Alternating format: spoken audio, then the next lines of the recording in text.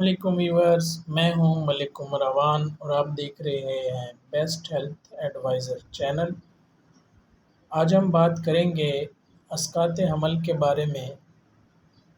जिन बहनों का हमल बार बार ज़ाया हो जाता है और वो इस तकलीफ़ से गुज़रती हैं, तो इस पे आज तफ़सीलन बात होगी। इसकी इलामात क्या होती हैं, वजूहात क्या होती हैं, असबाब क्या होते हैं।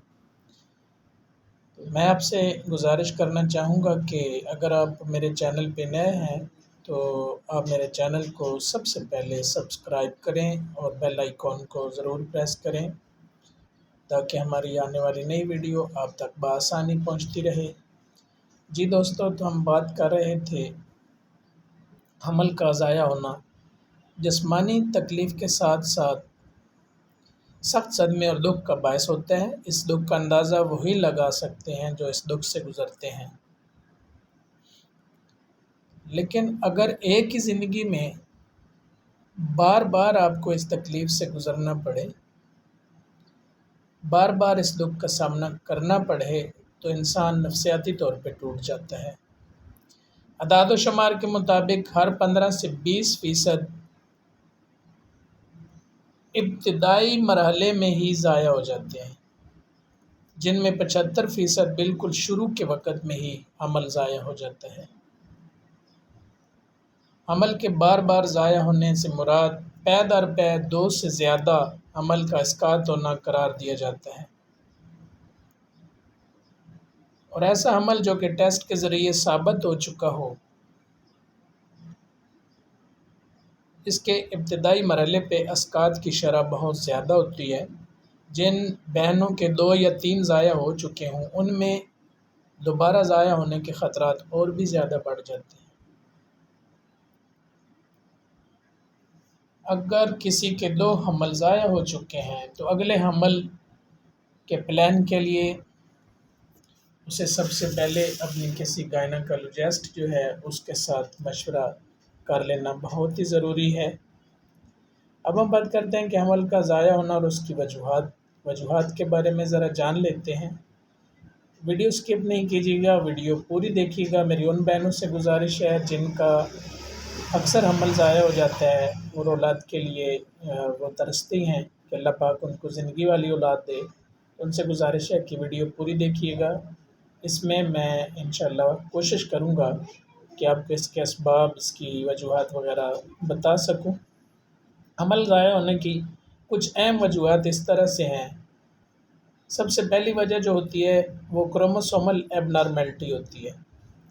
जेनेटिक मसाइल के सबब माँ के रहम में पलने वाला फ़ीटस में एबनॉर्मेलिटी हो जाती है, जिस वजह से वो शुरू के मराहिल में ज़ाया हो जाता है।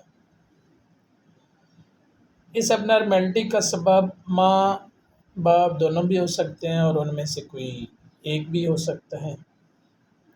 दूसरी वजह होती है हार्मोनल लेवल में उतार चढ़ाव, यानी अनबैलेंस जो हो जाते हैं हार्मोन।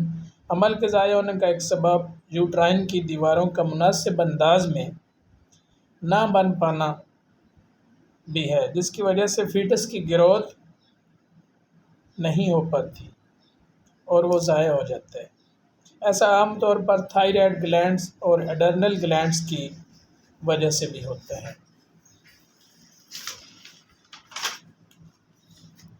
आगे बात करते हैं जी बच्चेदानी की साख्त के मसाइल के बारे में। बच्चेदानी की साख्त भी बच्चे की नमो में अहम किरदार अदा करती है। बच्चेदानी में किसी किस्म की रसौली की मौजूदगी भी इसकी वजह बन सकती है, जिस वजह से बच्चा रहम में सूख जाता है और ख़त्म हो जाता है। और बाज़ औक़ात ये रसौली ट्यूब के रास्ते को बंद कर देती है, जिसकी वजह से हमल ठहरता ही नहीं है, यानी बांझपन हो जाता है।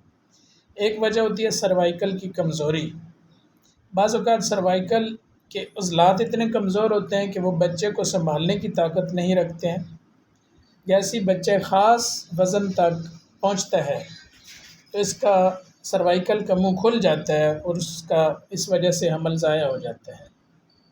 हमल ज़ाया होने की अलामात मुख्तलिफ़ औरतों में मुख्तलिफ़ हो सकती हैं। बाज़ ख़वातीन में इसकी सबसे अहम अलामात दाग का लगना, छातियाँ ढीली हो जाती हैं, छातियों का ढीला पड़ जाना, اور پیٹ کے نچلے حصے میں کمر کی طرف سے اٹھتا ہوا درد پیٹ کے نچلے حصے میں محسوس ہونا اور خون جاری ہو جانا، یہ حمل ہو جانے کی اہم علامات ہیں۔